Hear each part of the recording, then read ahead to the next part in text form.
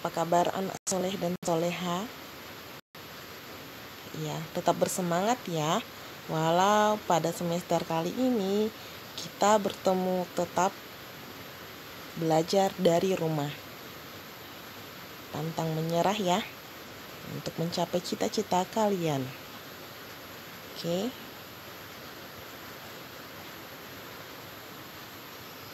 Oke, pada pembelajaran kali ini Ibu Guru akan membawakan KD 34 muatan IPS. Ini ada di subtema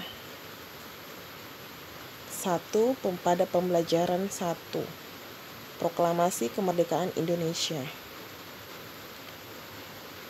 Pernah di semester 1 kemarin kita belajar tentang Proklamasi Kemerdekaan Indonesia.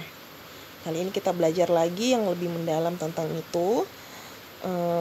Apa yang dimaksud dengan kemerdekaan Indonesia? Kemerdekaan Indonesia merupakan hasil perjuangan para pahlawan dan seluruh rakyat Indonesia. Proklamasi juga diperjuangkan sejak zaman penjajahan Belanda hingga zaman penjajahan Jepang. Pada zaman penjajahan Jepang, Jepang membutuhkan bantuan rakyat Indonesia untuk melawan sekutu. Ini Proklamasi Kemerdekaan Indonesia. Yang pertama itu Proklamasi Kemerdekaan Indonesia diperjuangkan sejak zaman penjajahan Belanda hingga zaman penjajahan Jepang, seperti yang Ibu Guru bilang tadi yang di depan. Pada zaman penjajahan Jepang, Jepang membutuhkan bantuan rakyat Indonesia untuk melawan sekutu.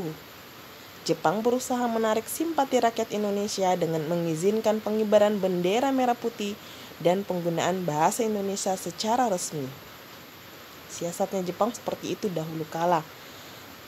Jepang juga menjanjikan kemerdekaan kepada Indonesia dengan diwujudkannya pembentukan BPUPKI dan PPKI. BPUPKI adalah suatu badan yang berusaha untuk dibentuk untuk kemerdekaan Indonesia. Pada bulan Agustus 1945, Jepang kalah dari sekutu. Kabar tersebut didengar oleh Sultan Syahrir melalui radio dan langsung disampaikan kepada Soekarno dan Muhammad Hatta. Sultan Syahrir dan golongan muda mendesak Soekarno dan Hatta untuk segera memproklamasikan kemerdekaan Indonesia. Namun, Soekarno tidak menyetujui dengan alasan menunggu keputusan sidang PPKI untuk menghindari adanya pertumpahan darah. Golongan muda tidak setuju dengan keinginan Soekarno karena menginginkan Indonesia meraih kemerdekaan melalui perjuangan sendiri. Karena di dalam kelompok PPK itu ada orang Jepang juga di situ, makanya golongan muda tidak menginginkan hal tersebut. Mereka pun membawa Soekarno dan Hatta ke Rengas Dengklok. Di situ di bawah Soekarno dan Hatta, tindakan tersebut bertujuan untuk melindungi Soekarno dan Hatta dari pengaruh Jepang, sehingga dapat segera memproklamasikan kemerdekaan Indonesia. Setelah berdiskusi, Soekarno dan Hatta setuju untuk segera memproklamasikan kemerdekaan. Mereka pun kembali ke Jakarta dan menuju rumah Laksamana Maeda untuk menyusun teks proklamasi. Naskah proklamasi disusun oleh Soekarno, Hatta, dan Ahmad Subarjo. Naskah tersebut kemudian diketik oleh Sayuti Melik. Pada zaman dahulu itu anak-anakku semua, para pejuang kita memakai mesin ketik ya. Hatta mengusulkan agar semua orang yang hadir dalam penyusunan naskah proklamasi menandatangani naskah tersebut. Namun, Soekarni mengusulkan agar naskah hanya ditandatangani oleh Soekarno dan Hatta sebagai wakil bangsa Indonesia. Pada tanggal 17 Agustus, teks proklamasi dibacakan oleh Soekarno dengan didampingi oleh Muhammad Hatta. Pelaksanaan proklamasi kemerdekaan Indonesia dilakukan di Jalan Pegangsaan Timur nomor 56. Setelah pembacaan teks proklamasi, diadakan pengibaran upacara bendera merah putih yang diiringi oleh lagu Indonesia Raya. Mendengar hal ini, pasti di benaknya anak-anakku semua, kita sudah lama tidak mengadakan yang namanya upacara bendera. Ya, semoga COVID ini cepat berlalu ya nak ya, supaya kita bisa upacara bendera lagi. Oke, lanjut. Proklamasi kemerdekaan merupakan puncak perjuangan bangsa Indonesia agar terlepas dari penjajahan. Setelah proklamasi kemerdekaan, bangsa asing kembali ingin menguasai Indonesia. Namun keinginan tersebut mendapat penolakan dari bangsa Indonesia. Ini perjalanannya ya, sama yang Ibu Guru ceritakan tadi. Ini pada bulan Agustus, kalian baca sendiri karena ini sama saja dengan penjelasan Ibu Guru yang ada di depan.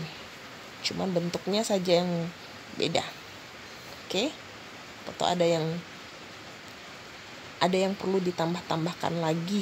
Ini sudah ada, ini lengkap lagi. Oke, next. Ini anak ya. Golongan muda tidak setuju, kemudian Soekarno dan Hatta dibawa ke Rengas Dengklok, kemudian berdiskusi tentang kemerdekaan. Oke. Next. Golongan muda menuju ke Laksana Maeda menyusun proklamasi, diketik oleh Suyuti Meli, kemudian 17 Agustus diproklamasikan. Ini bunyi keproklamasinya ya nak ya, pasti kalian sudah hafal itu. Proklamasi bunyinya, kami bangsa Indonesia dengan ini menyatakan kemerdekaan Indonesia. Hal-hal yang mengenai pemindahan kekuasaan dan lain-lain diselenggarakan dengan secara saksama dan dalam tempo yang sesingkat-singkatnya. Jakarta, 17 Agustus 1945, atas nama bangsa Indonesia, Soekarno Hatta. Ini pakai ejaan lama ya nak ya. Kemudian ini fotonya, ini proses pengibaran bendera merah putih dan pembacaan teks proklamasi. Next, kemudian upaya mengisi kemerdekaan Indonesia dengan perilaku positif. Perilaku bagaimana yang positif, yang baik-baik ya. Mengisi kemerdekaan dalam bidang sosial bertujuan untuk mempererat hubungan antar masyarakat. Oke. Berikut perilaku positif sebagai upaya mengisi kemerdekaan Indonesia. Yang pertama, menghormati orang lain yang sedang beribadah sesuai dengan agama dan keyakinan masing-masing. Karena kita berada di negara Indonesia yang menghargai perbedaan agama dan ada beberapa agama selain agama kita, jadi kita saling menghormati. Yang kedua, saling menghormati dan menghargai antar sesama manusia ya. Yang ketiga, mengembangkan rasa toleransi. Toleransi itu apa? Keseimbangan. Toleransi itu bagaimana cara kita menghargai. Oke, mengembangkan rasa toleransi dalam keragaman sosial di Indonesia. Oke, ini bacalah bacaan berikut, kalian baca semua bacaan ini. Kemudian kita baca ya, kalian baca ya, nanti kalian bisa pause dulu baru baca. Oke.